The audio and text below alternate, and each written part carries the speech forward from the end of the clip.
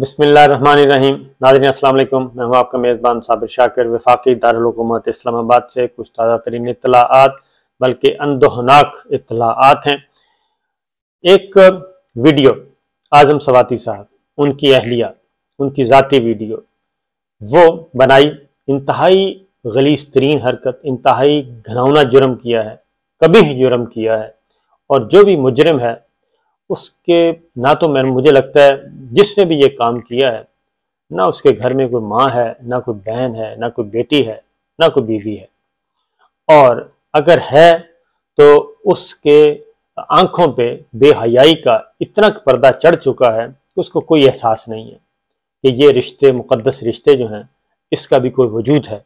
क्योंकि ज़रा बरब्बी कोई थोड़ी सी शर्म, कोई हया, कोई गैरत, कोई इज्जत, कोई हमीयत हो तो कोई भी जी रूह शख्स ये काम नहीं कर सकता कि एक बुजुर्ग मियाँ बीवी की इस तरीके से वीडियो रिकॉर्ड करे और उसके बाद फिर उसको ब्लैकमेल करने के लिए उनकी औलाद को भेजी जाए। इससे बड़ी हरकत हो नहीं सकती। तो इसलिए पूरा मुल्क जो है वो इस वक्त लर्ज उठा है। सोसाइटी का कोई भी तबका ऐसा नहीं जो इस घिनौने जुर्म पे लान तान ना कर रहा हो, और हर कोई मुतालबा कर रहा है कि जिसने भी ये किया है उसको कैफरे किरदार तक पहुंचाया जाए। बल्कि ऐसे शख्स की सज़ा जो है वो मौत से कम नहीं होनी चाहिए। वो कौन है ये सोचने वाली बात है। लेकिन एक तीर से कई शिकार करने की कोशिश की गई है। एक तीर से कई शिकार करने की कोशिश की गई है आज़म सवाती साहब वाले मामले में। ये वीडियो कहाँ की है पहले तो ये ज़रा सुन लें। पहले तो आज़म सवाती साहब को एक शौक चढ़ा हुआ है कि अपने शहरियों को उठाएं, उनको बेलिबास करें, उनको नंगा करें, उनकी वीडियोस बनाएं, उन पर जिनसी तशद्दुद करें। ये एक नशा चढ़ा हुआ है बद किरदार लोगों को। और उसके बाद पहले ये दब जाती थी चीज़ें, अब ये चीज़ें दब नहीं रही। अब जिसके साथ जो जुल्म हुआ पिछले 6 माह में, उसने आके मीडिया में खुलकर बता दिया कि मेरे साथ ये हुआ। आज़म सवाती साहब 75 साल के सेनेटर और इज्जत वाला ओहदा और मालदार, दौलत शौलत छोड़ के पाकिस्तान आए और पॉलिटिक्स करने लग गए, पॉलिटिक्स में हिस्सा लिया। उसमें उनके साथ जब ये ज्यादती की गई, डॉक्टर गिल के साथ भी की गई, इनके साथ जब की गई, इन्होंने भी आके ये एग्रेसिवली आए। इन्होंने कहा कि अब मेरी ज़िंदगी और मौत का मसला ये है। वो पूरी कौम का मुकदमा लड़ रहे हैं आज़म सवाती साहब इस वक्त। जब उन्होंने नाम ले दिए अफसरों के और फौजी अफसरों के, उसके बाद हालात मज़ीद ख़राब हो गए। इनको फिर कहा गया कि आप खामोश रहें, लेकिन वो खामोश नहीं हुए। फिर उनको ये वीडियो भेजी गई और उसके बाद उसके बारे में भी आके उन्होंने बता दिया। जब ये बताया तो कल मैंने देखा कि ज़्यादातर टॉक शोज़ जो हैं उसमें कुछ मुझे हरकत नज़र आई कि थोड़ा सा जोश है अभी तक, और इस मसले को उठाया गया। इवन मुस्लिम लीग नवाज़ के मिफ्ता इस्माइल साहब वो भी मैदान में आ गए, पीपल्स पार्टी के नवाज़ खोखर साहब आ गए, नदीम अफजल चंद आ गए। इन्होंने भी आके भरपूर किस्म की इसकी मजम्मत की, और जमात इस्लामी के सेनेटर भी आ गए। बाकी भी आहिस्ता आहिस्ता आ रहे हैं। और PTI के लोग तो जाहिर है उनका तो है ही, उनका तो केस मुकदमा है उनका, और सादिक संजरानी साहब। अब ये मामला होता कहाँ है?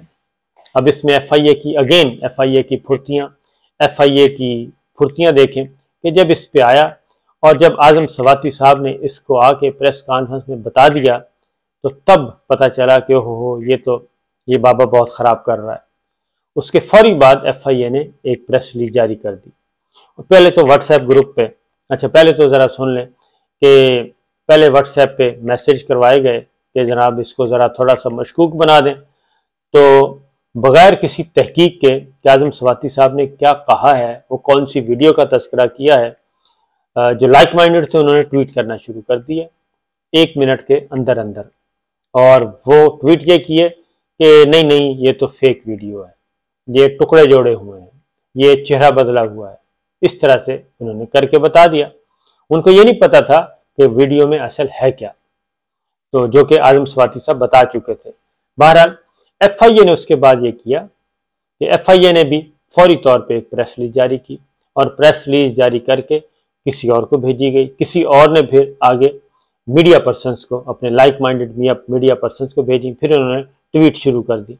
लेकिन उस पर भी इतनी लान तान हुई कि वो फिर FIR, वो जो FIA की रिपोर्ट है वो फिर गायब हो गई।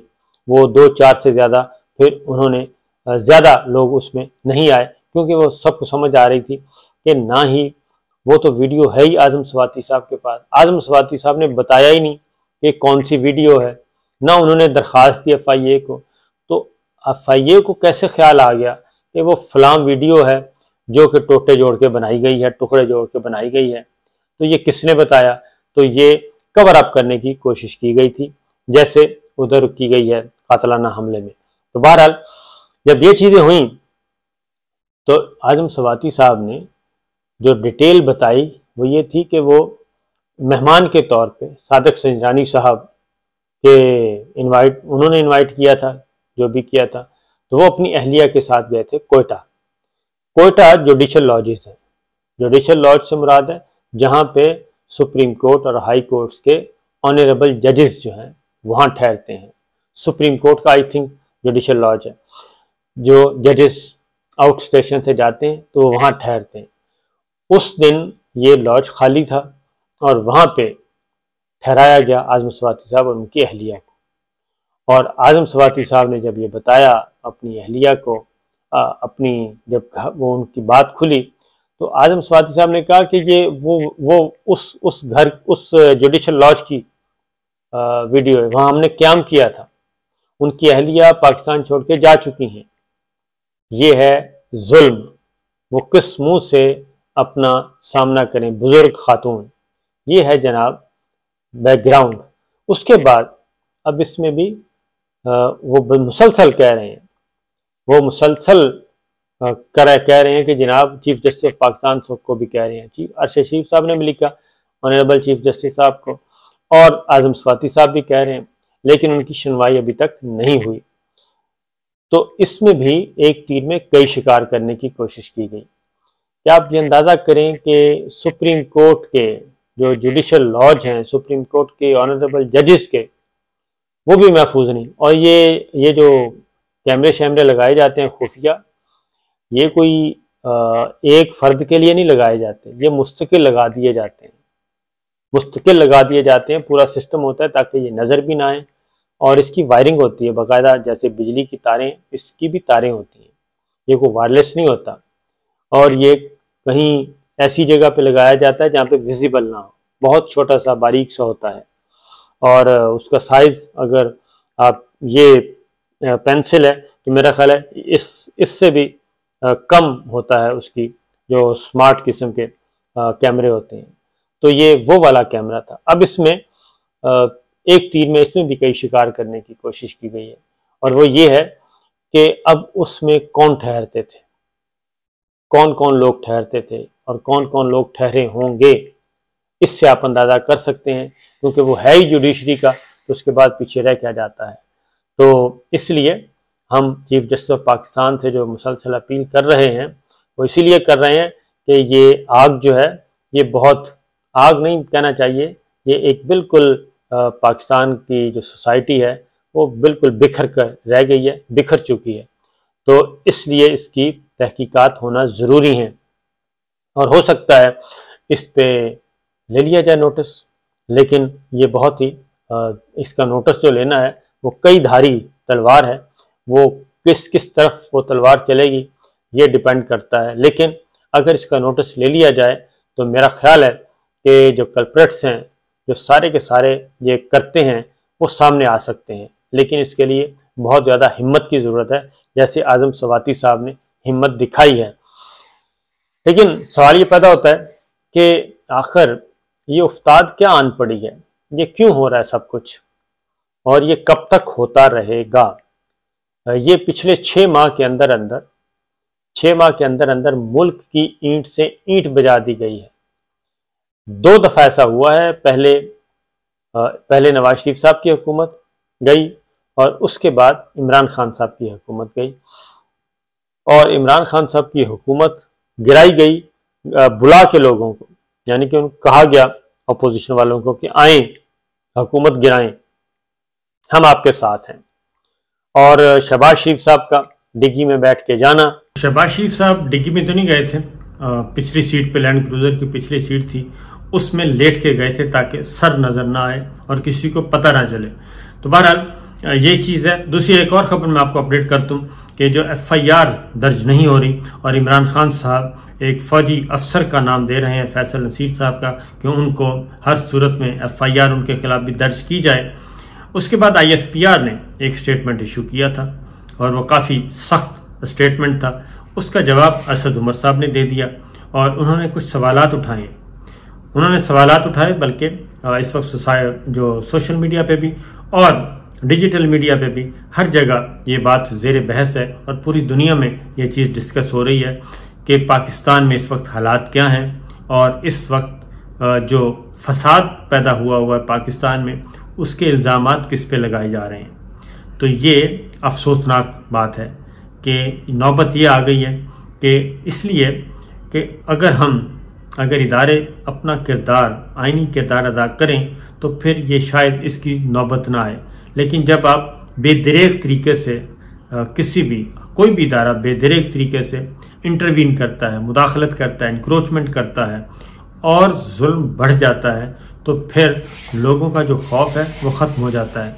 और इसीलिए आज़म सवाती साहब हों, डॉक्टर शहबाज गिल हों, हमाद यूसुफ हों, इमरान रियाज हों, जमील फारूकी हों, वो सब के सब, अयाज अमीर साहब हों, वो सब के सब अब खुलकर बयान कर रहे हैं और ऐसे भी आहिस्ता आहिस्ता इस सफ़ में इजाफा होता जा रहा है। और अब लोग जो हैं, दानिश्वर भी, लोग भी, सोचने समझने वाले, वो अब ये सोचने पे मजबूर हो गए हैं कि आखिर क्या वजह है कि इतनी ज़्यादा गलाजत जो है वो आ गई है और ये गलीज़ हरकत और सकनात जो हैं वो इस तरीके से किए जा रहे हैं, अब कोई शर्म हया भी नहीं रहा।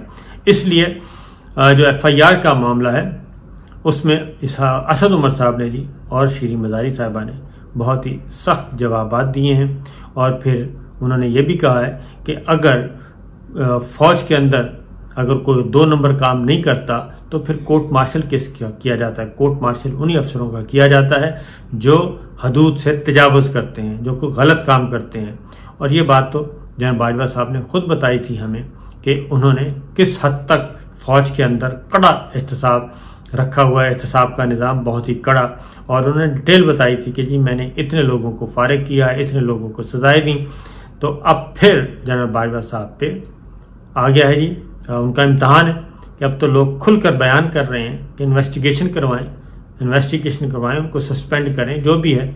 आहिस्ता आहिस्ता चीज़ें जो है वो बाहर आ रही हैं और ये कोई अच्छी अलामत नहीं है।